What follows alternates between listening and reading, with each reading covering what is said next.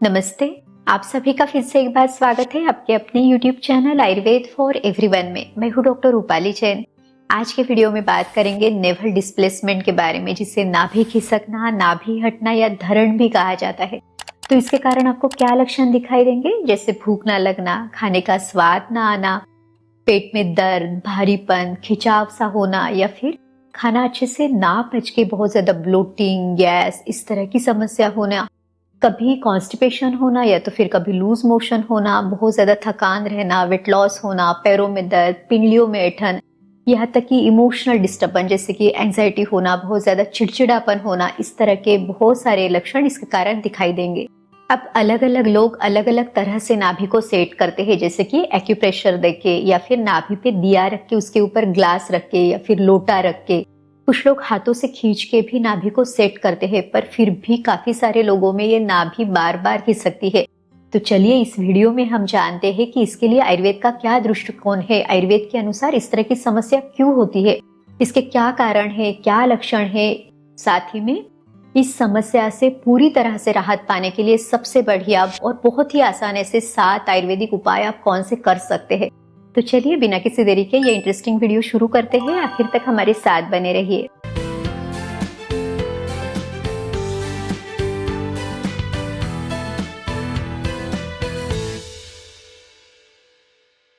सबसे पहले ये जानते हैं कि आयुर्वेद के अनुसार नाभि का इतना ज्यादा महत्व क्यों है। तो इसे मर्म कहा हुआ है। मर्म यानी वाइटल ऑर्गन्स या वाइटल पॉइंट्स, उसमें भी इसे सद्यो प्राणहर मर्म कहा गया है। सद्यो प्राणहर यानी ऐसे स्थान जहाँ पे चोट लगने से या आघात से मनुष्य की मृत्यु हो जाती है। तो इसमें नाभि का वर्णन दिया हुआ है।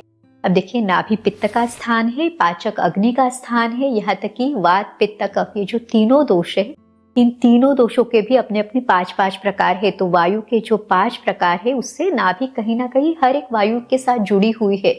खास करके जो समान वायु और अपान वायु है, इसके बिगड़ने के कारण नाभि पे सबसे ज्यादा बुरा असर आता है। तो नाभि की सभी समस्याओं से बचने के लिए पित्त, पाचक अग्नि और वायु, खास करके समान वायु और अपान वायु, इनको अच्छा रखना बहुत ज्यादा जरूरी है। नाभि खिसकने की तकलीफ में सबसे बड़ा जो रोल है वो है समान वायु का। तो कहा गया है समानो अग्नि समीपस्थः कोष्ठे चरति सर्वतः, यानी ये जो समान वायु है ये पाचक अग्नि के समीप रहता है और कोष्ठ में पूरी तरह से विचरण करता है, घूमता है। इसका कार्य क्या है? तो कहा गया है अन्नम गृह्णाति पचति विवेचयति मुंचति। अन्नम गृह्णाति यानी ये अन्न का ग्रहण करता है, पचति यानी उस अन्न का पाचन कराता है, विवेचयति यानी उस अन्न में से जो सार भाग है यानी जो न्यूट्रिएंट्स है उसको लेने के लिए, उससे जो रस रक्त धातु है उसको बनाने के लिए इसको व्यान वायु की तरफ भेजता है, ताकि व्यान वायु उसे पूरे शरीर में फैला सके। साथ ही में जो किट्ट भाग है यानी जो वेस्ट मटेरियल है, उसको अपान वायु के द्वारा, मलमूत्र के द्वारा शरीर से ये बाहर निकालता है। समान वायु अग्नि को बल प्रदान करता है, उसे प्रज्वलित संदूषित करता है। चलिए अब जानते हैं कि समान वायु के बिगड़ने के कौन से कारण आयुर्वेद में बताए हुए हैं। तो हम इसमें जानेंगे कि वाग्भट ऋषि ने अष्टांग हृदय इस ग्रंथ में वात शोणित अध्याय में समान वायु को बिगाड़ने के कौन कौन से कारण हमें बताए हुए हैं। तो सबसे पहला जो कारण है वो है विषम आहार, विषमता। जैसे कि अगर आपको भूख लगी है तो खाना ना खाना या बिना भूखे खाना, जरूरत से बहुत ज्यादा कम या अधिक खाना लेना, यहाँ तक कि विरुद्ध आहार का सेवन करना, यानी ऐसे कॉम्बिनेशन जो अपने आप में विरुद्ध है, इनकॉम्पेटिबल है, तो ऐसे अन्न का सेवन करना। अपक्व आहार लेना यानी जो खाना ठीक से पका नहीं है उसका सेवन करना, या शीतल आहार यानी बहुत ज्यादा ठंडा रूखा सूखा खान पान लेना, बासी आहार का सेवन करना, असमय सोना, असमय जागना। तो इन सभी कारणों से शरीर में समान वायु प्रकोपित होगा। चलिए अब जानते हैं कि समान वायु बिगड़ने के कारण शरीर में कौन से लक्षण दिखाई देंगे, यानी कौन सी समस्याएं दिखाई देंगी। सबसे पहला है अग्निसाद यानी जठराग्नि का सप्रेशन। जो हमारा अग्नि है, जो पाचक अग्नि है, वो स्लगिश होना। दूसरा जो है वो है शूल यानी पेट में बहुत ज्यादा दर्द, ऐंठन, खिंचाव, इस तरह के लक्षण दिखाई देंगे। तीसरा है गुल्म यानी पेट में वायु का गोला सा घूमना, गैस यानी जो वायु है उसके नीचे से गति ना होना, बहुत ज्यादा डिस्कम्फर्ट होना। चौथा जो लक्षण दिया है वो है ग्रहणी। अब देखिए, ग्रहणी यानी आईबीएस जैसे लक्षण है, जैसे कि भूख बिल्कुल ना लगना, अजीर्ण अपच होना, या तो कब्ज होना या तो फिर मरोड़ के साथ जाना पड़ना, लूज मोशन होना, बार बार मोशन होना, यानी पेट से संबंधित अनगिनत समस्याएं, वो चाहे आमाशय की समस्या हो या पक्वाशय की समस्या हो, तो ये सभी समस्याएं समान वायु के बिगड़ने के कारण दिखाई देंगी। चलिए अब जानते हैं कि नाभि खिसकना यानी जो नेवल डिस्प्लेसमेंट है, इसको पूरी तरह से ठीक करने के लिए कौन से 7 आयुर्वेदिक उपाय आपने जरूर करने हैं। तो सबसे पहला जो उपाय है वो है निदान परिवर्जन, यानी जिन कारणों से वायु प्रकुपित हुआ है उन सभी कारणों को दूर करना है। ये प्रिवेंशन के लिए और चिकित्सा, इन दोनों तरह से बहुत ज्यादा जरूरी है। दूसरा जो उपाय है वो है दीपन पाचन चिकित्सा, यानी जठराग्नि को प्रज्वलित कराना है। तो इसके लिए बहुत ही आसान से उपाय आप कर सकते हैं। तो जैसे कि हिंगवाष्टक चूर्ण, लवन भास्कर चूर्ण, अजमोदादि चूर्ण, इन तीनों में से किसी एक का आपने सेवन करना है। जो आपको सबसे अच्छा सूट हो जाए उसका सेवन आप करें। तो डोज कितना है, तो लगभग आधा आधा चम्मच चूर्ण दिन में 2 बार आप ले। इसे आपने समान काल में लेना है, यानी जो आप खाना खाते हैं तो जब आपका आधा खाना हो जाए और आधा बचा है तो बीच में आपने इसे लेना है। इसे आप घी के साथ ले ताकि वात और पित्त इन दोनों को बैलेंस करने के लिए इसकी बहुत अच्छे से मदद मिल सके। अग्नि दीपन के लिए तक्र का यानी छाछ का सेवन भी आप जरूर करें। तो छाछ में थोड़ा सा आप हींग मिला सकते हैं या फिर इसमें जीरे का छौंक देके आप ले। आपके खाने में भी 1 कटोरी छाछ आप जरूर रखें। खान पान में गुनगुने पानी का ही सेवन करें, क्योंकि गुनगुना पानी भी अग्नि दीपन के लिए हमें मदद करता है। नेवल डिस्प्लेसमेंट को ठीक करने के लिए जो तीसरा आयुर्वेदिक उपाय है ये है वातानुलोमन चिकित्सा। अब देखिए, गुल्म विकार यानी पेट में जो वायु का गोला घूम रहा है या वायु की नीचे की तरफ गति नहीं हो रही, पेट अच्छे से साफ नहीं हो रहा, इसके लिए ये आसान उपाय आप कर सकते हैं। तो आपको अलग अलग कॉम्बिनेशंस बताते हैं, अपने सुविधा के अनुसार आप उसमें से कोई भी 1 या 2 चुन सकते हैं।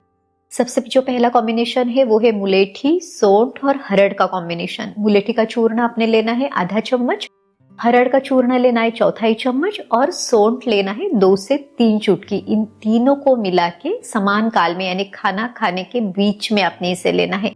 दूसरा जो कॉम्बिनेशन है यह है हरड़, सौंठ और सेंधा नमक का कॉम्बिनेशन। इसमें भी हरड़ का चूर्ण 1/4 चम्मच ले, सौंठ 2 से 3 चुटकी आपने लेना है और बिल्कुल थोड़ा सा सेंधा नमक मिला के इसे मिक्स करके अपने खाने के बीच में इसका सेवन करना है। तीसरा जो उपाय है वो है घी का सेवन, वो भी मेडिसिनल घी का सेवन आप कर सकते हैं, जैसे कि सुकुमार घृत या इंदुकांतम घृत को 1 चम्मच गर्म पानी में मिला के इसका सेवन आपने करना है। या फिर अभयारिष्ट 15 से 20 ml या कुमारी असव 15 से 20 ml, उसमें आधा कप गुनगुना पानी मिला के आप सेवन करें। तो देखिए, ये सभी औषधियां वायु का अनुलोमन करने के लिए बहुत अच्छी है। इसमें से कोई भी 1 या 2 उपाय आपने करने हैं।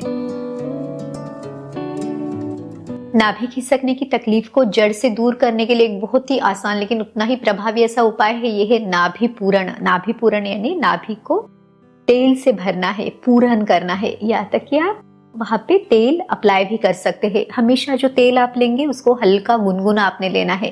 तो देखिए, वात शमन के लिए तिल का तेल सर्वश्रेष्ठ है। लेकिन अगर किसी को बहुत ज्यादा पित्त की भी तकलीफ है, शरीर में जलन, गर्मी है, हीट बढ़ी हुई है, तो आप नारियल के तेल का प्रयोग करें। अगर आपके शरीर में कफ भी बढ़ा हुआ है, वात और कफ की दुष्टि है, बहुत ज्यादा ठंडी लगती है या फिर खाना अच्छे से नहीं पचता, ऐसी अवस्था में आप सरसों के तेल का प्रयोग करें। आपको पेट बिल्कुल साफ नहीं होता, कब्ज रहता है या फिर बहुत हार्ड स्टूल होती है, तो नाभि पूरण के लिए अरंडी का तेल भी आप प्रयोग कर सकते हैं। इसे कैसे करना है, तो तेल को हल्का सा गर्म करें, इसको अपने नाभि में लगाना है, जेंटल मसाज करनी है, तो सर्कुलर मोशन में अपने मसाज करनी है। दूसरा ऑप्शन है पूरन का, तो तेल अपने भरना है, नाभि जितना तेल से भर सके वहां तक का अपने तेल भरना है।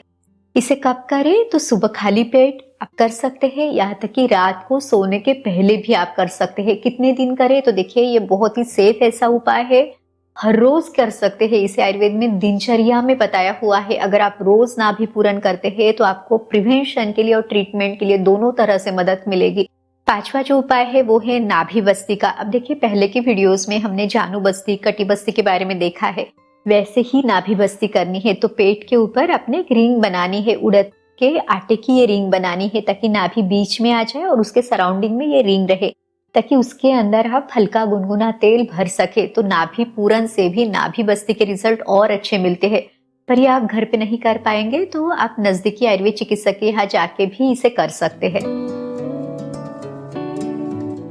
छठा उपाय है अभ्यंग, यानी तेल की मालिश आपने करनी है। इसका आयुर्वेद में बहुत ज्यादा महत्व है। कहा गया है अभ्यंगम आचरेत नित्यम स जरा श्रम वातः। अभ्यंगम आचरेत नित्यम यानी ये जो तेल की मालिश है इसे आपने हर रोज करना है। इससे क्या फायदे मिलेंगे? तो जरा यानी बुढ़ापा देर से आएगा, एजिंग प्रोसेस स्लो डाउन होगी, श्रम यानी शरीर में थकान है वो कम होगी, और वातः यानी ये जो तेल की मालिश है ये शरीर में वात का शमन होने के लिए मदद करेगा। तो जो नेवल डिस्प्लेसमेंट है वो तो वात के बढ़ने के कारण ही हुई है। तो इस समस्या से पूरी तरह से राहत पाने के लिए रोज का अभ्यंग आपके लिए बहुत ज्यादा फायदेमंद रहेगा। तिल का तेल आप जरूर प्रयोग में लाए। इसी के साथ कुछ औषधियों से सिद्ध तेल जैसे नारायण तेल, महानारायण तेल, बलाश्वगंधाती तेल या क्षीरबला तेल, इनका प्रयोग भी आप कर सकते हैं। अभ्यंग के साथ ही पादाभ्यंग यानी पैरों के तलवों में तेल से या घी से जेंटल ऑयल मसाज आप करें। अब देखिए इससे क्या होगा, तो आपका स्ट्रेस, एंजाइटी कम होगी, मन शांत होगा, पाचन अच्छा रहेगा। तो अपनी तकलीफों को कम करने के लिए ये छोटे छोटे उपाय आपको बहुत अच्छे से मदद करेंगे। सातवां उपाय है सही दिनचर्या, सही खान पान, नियमित तौर से प्राणायाम, योग का जरूर प्रयोग करें। अब देखिए अपनी क्षमता के अनुसार आप योगाभ्यास करें।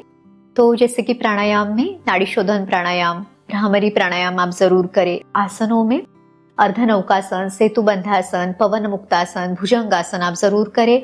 इसको नियमित तौर पे करें। भले ही शुरुआत में बहुत कम इससे आप शुरू करें, धीरे धीरे आप बढ़ा सकते हैं। इससे क्या होगा, पाचन क्रिया बहुत अच्छे से होने लगेगी, एनर्जी लेवल बढ़ने लगेगी, मन आपका शांत रहेगा, स्ट्रेस एंजाइटी कम होगी। तो इनडायरेक्टली आपके सभी तकलीफों से राहत पाने के लिए ये जो दिनचर्या वाले उपाय है वो आपको मदद करेंगे।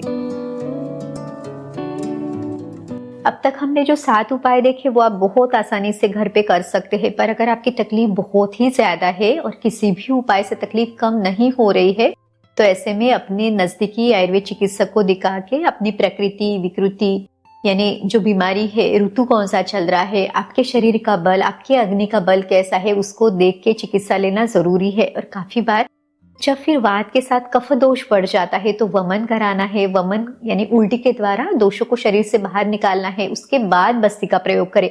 बस्ती वात शमन के लिए एक सर्वश्रेष्ठ चिकित्सा आयुर्वेद में बताई हुई है। अगर किसी के शरीर में पित्त दोष बढ़ा हुआ है तो विरेचन किया जाता है, यानी जुलाब के द्वारा ये जो बढ़ा हुआ पित्त है इसको शरीर से बाहर निकाला जाएगा और उसके बाद बस्ती कराई जाती है। तो पंचकर्म की भी जरूरत पड़ती है। और फिर पंचकर्म के बाद अगर आप छोटी छोटी भी औषधियां लेते हैं तो आपकी तकलीफों को ये बहुत अच्छे से कम कराता है। इस तरह से आज के वीडियो में हमने नेवल डिस्प्लेसमेंट यानी नाभि खिसकने की तकलीफ को जड़ से दूर करने के लिए बहुत ही प्रभावी, बहुत ही बढ़िया ऐसे 7 आयुर्वेदिक उपाय देखे हैं। इन सभी उपायों को आप भी आजमा के जरूर देखिए। इन्हें आजमाने के बाद आपको कैसे लगा वो भी हमें कमेंट करके जरूर बताइए। और अगर आपको ये वीडियो अच्छा लगा तो वीडियो को लाइक जरूर कीजिए। इसे अपने दोस्तों और रिश्तेदारों के साथ भी जरूर शेयर करें ताकि उनको भी आयुर्वेद का यह ज्ञान पता चले। और अगर आप चैनल पे नए हैं, पहली बार वीडियो देख रहे हैं, तो आयुर्वेद की सही जानकारी के लिए इसे सब्सक्राइब करना ना भूलें। चलिए फिर मिलते हैं अगले वीडियो में। आयुर्वेद को अपनाइए, स्वस्थ रहिए। नमस्ते।